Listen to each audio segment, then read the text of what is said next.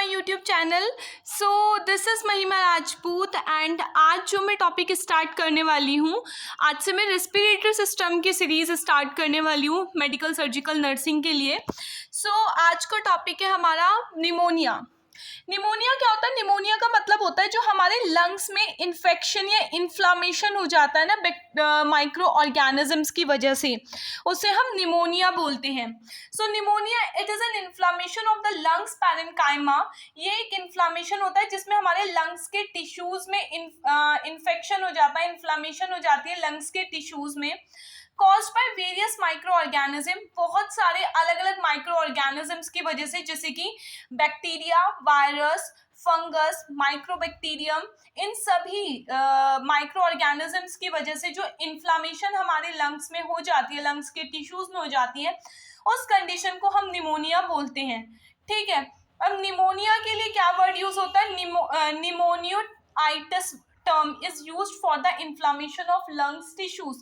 Lungs के tissues की inflammation के लिए निमोनियोआइटिस वर्ड यूज होता है, क्योंकि हमें पता है itis word use for inflammation. ठीक है, इसके अलावा हम एक और डेफिनेशन देख सकते हैं निमोनिया की, जैसे कि pneumonia is an infection in one और बोथ लंग्स। निमोनिया एक ऐसा इन्फेक्शन या ऐसी इन्फ्लामेशन होती है जो एक लंग्स में भी हो, एक लंग में भी हो सकती है या दोनों लंग्स में हो सकती है हमारे, caused by bacteria, virus and fungus, जो कि हमारे बैक्टीरिया, वायरसेस या फिर फंगस की वजह से होती है।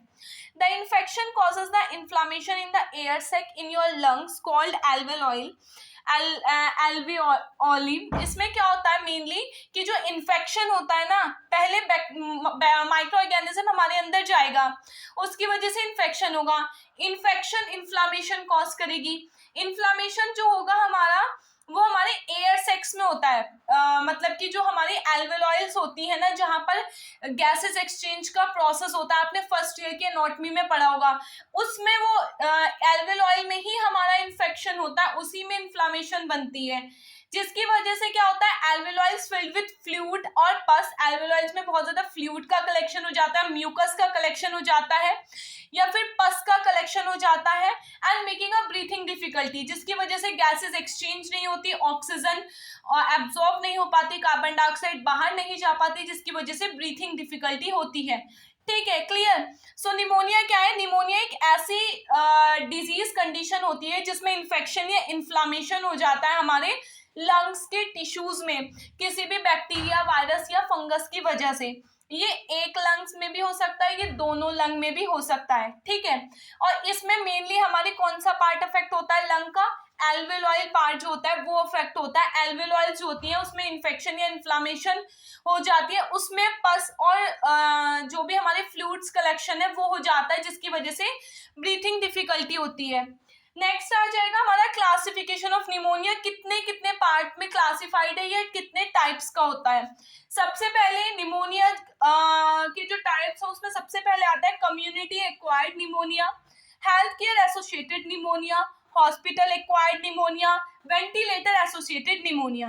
कम्युनिटी एक्वायर्ड निमोनिया का मतलब यहाँ पे क्या है? कम्युनिटी एक्वायर्ड निमोनिया, जैसे कि आपको नाम से ही पता चल रहा है, एक ऐसा इन्फेक्शन, एक ऐसी इन्फ्लामेशन होना लंग्स की एल्वेलॉइल्स में जो कि अकर होती है आइदर इन द कम्युनिटी और in the first 48 hour after hospitalisation. For example, patient किसी डिजीज कंडीशन के लिए हॉस्पिटल में एडमिट हुआ है, लेकिन हॉस्पिटल में एडमिट होने के 48 घंटे के अंदर अंदर उसे निमोनिया की कंडीशन डायग्नोज हो गई है, तो उसे हम क्या बोलते हैं? कम्युनिटी एक्वायर्ड निमोनिया बोलते हैं। ठीक है, या फिर वो कहीं कम्युनिटी में गया और उसने कोई भी माइक्रो ऑर्गेनिजम्स को इनहेल कर लिया, देन उसे निमोनिया डायग्नोज हुआ, उसे हम कम्युनिटी एक्वायर्ड निमोनिया बोलते हैं।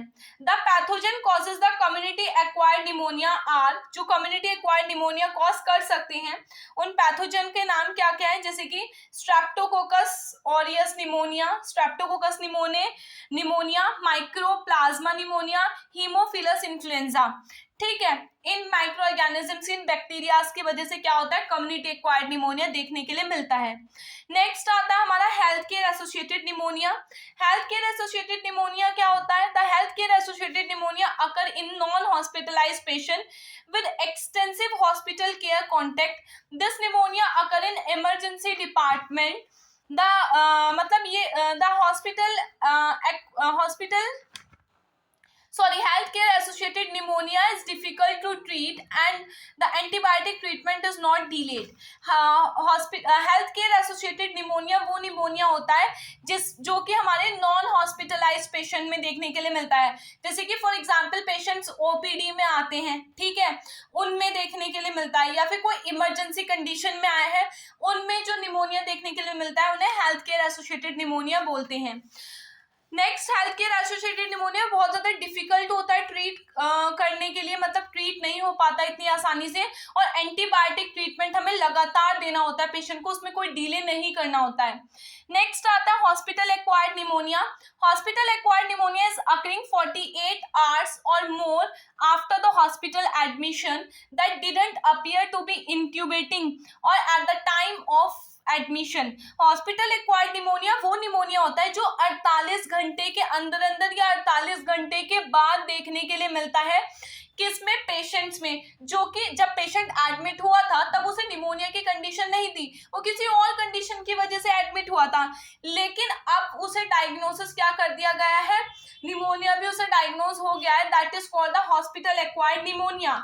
ठीक है, और कम्युनिटी एक्वायर्ड निमोनिया वो था, इन दोनों में कंफ्यूज मत होना, दोनों डिफरेंट हैं।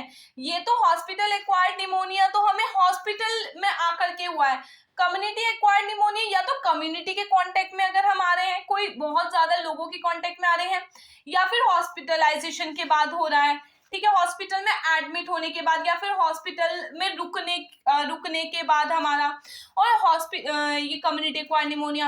एंड हॉस्पिटल एक्वायर्ड निमोनिया क्यों हो रहा है, वो हो रहा है हमारे कि अगर हमारे हेल्थ केयर प्रोफेशनल्स जो हैं वो सही से ट्रीट नहीं कर रहे पेशेंट को, फॉर एग्जांपल, या कोई भी इन्फेक्शन अगर पेशेंट को हॉस्पिटल की केयर के दौरान अगर लग गया है, वो हॉस्पिटल एक्वायर्ड निमोनिया है।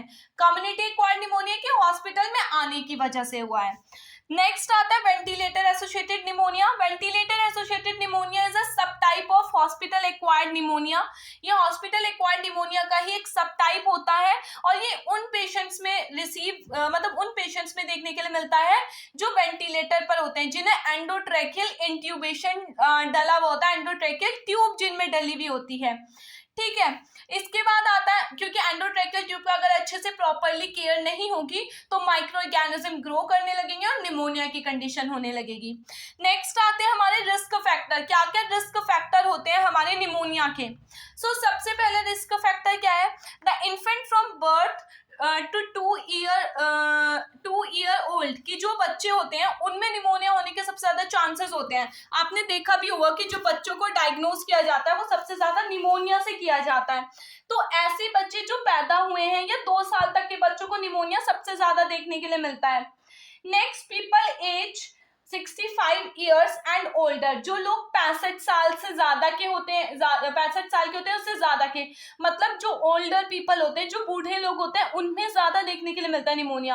अब ऐसा क्यों होता है कि बच्चों में या ओल्ड एज पीपल में ही ज्यादा देखने के लिए मिलता है? ऐसा इसलिए होता है क्योंकि उनकी जो इम्यून सिस्टम होता है ना, इम्यूनिटी होती है, वो इतनी स्ट्रांग नहीं होती और वो फाइट नहीं कर पाती है हमारी माइक्रो ऑर्गेनिजम्स के अगेंस्ट। ठीक है, नेक्स्ट आता है people with weak immune system because of the disease or using a medication such as steroids or certain cancer drugs, कि उन लोगों में सबसे ज्यादा देखने के लिए मिलता है जिनका इम्यून सिस्टम वीक हो, या फिर वो किसी मेडिकेशन, लगातार दवाइयों पर चल रहे हो, जैसे कि स्टेरॉइड्स ले रहे हो लॉन्ग टाइम से, ठीक है, या फिर एंटी कैंसरियस कीमोथेरेपी उनकी चल रही है, तो उनमें ज्यादा देखने के लिए मिलता है निमोनिया। क्यों? क्योंकि उनमें इम्यूनोसप्रेसेंट दिए जाते हैं, जिसकी वजह से इम्यून सिस्टम वीक हो जाता है। नेक्स्ट आता है people with certain chronic medical condition such as asthma, cystic fibrosis, diabetes और हार्ट फेलियर। उन लोगों में निमोनिया ज्यादा देखने के लिए मिलता है जिन लोगों को मेडिकल कंडीशन जैसे कि जिन्हें अस्थमा हो या सिस्टिक फाइब्रोसिस हो या डायबिटीज या हार्ट फेलियर जैसी कंडीशन होती है। नेक्स्ट सीओपीडी के डिजीज कंडीशन में निमोनिया ज्यादा देखने के लिए मिलता है। सीओपीडी, ये सारी डिजीज कंडीशन में आपको पढ़ाऊंगी रेस्पिरेटरी सिस्टम में। सीओपीडी एक ऐसी कंडीशन होती है जिसमें दो डिजीज कंबाइंड होती हैं। नेक्स्ट आता है people who have recently has a respiratory infection such as cold और फ्लू। जिन लोगों को अभी अभी कोई रेस्पिरेटरी इन्फेक्शन, कोल्ड या फ्लू हुआ है, उनमें निमोनिया देखने के लिए मिलता है। People who have been recently and currently hospitalised, जो अभी हॉस्पिटलाइज्ड हुए हैं हमारे, या फिर स्पेशली अगर वो वेंटिलेटर पर हैं तो सबसे ज्यादा निमोनिया देखने के लिए मिलता है। People who have had a stroke, जिनमें स्ट्रोक की कंडीशन है, उनमें निमोनिया देखने के लिए मिलता है। या फिर ऐसे लोग जिन्होंने कोई चीज बाहर से एस्पिरेट कर ली है, सेलो कर ली है, जो उनके लंग्स में चली गई है, उसे एस्पिरेशन निमोनिया बोलते हैं। फॉर एग्जाम्पल कि अगर पेशेंट हमारा खाना खा रहा है और वो जो रोटी है वो उसने एस्पिरेट कर ली, उसके ईसोफेगस में न जाने की वजह वो उसके विंड पाइप मतलब ट्रेकिया में चली गई, देन ट्रेकिया के जो ब्रोंकस होते हैं वहां पर फंस गई, जिसकी वजह से गैसेस एक्सचेंज नहीं हो रही, इन्फेक्शन इन्फ्लामेशन ग्रो होना स्टार्ट हो गया। इस वजह से उसे हम बोलते हैं एस्पिरेशन निमोनिया। देन आता है हमारा पीपल हु हैव स्मोक, जो स्मोकिंग करते हैं या फिर अलग अलग तरीके के ड्रग्स लेते हैं या ड्रिंक अल्कोहल्स वगैरह लेते हैं। People who have expose to lung irritants, जो कि बहुत ज्यादा कांटेक्ट में आते हैं पॉल्यूशन के, फ्यूम्स के, ठीक है, या फिर सर्टेन केमिकल्स, ठीक है। इन वजह से क्या होता है, हमें निमोनिया देखने के लिए मिलता है। आगे का पार्ट जो है मैं आगे की कॉजेज वगैरह मैं आपको पार्ट 2 में कंटिन्यू करूंगी। बाय।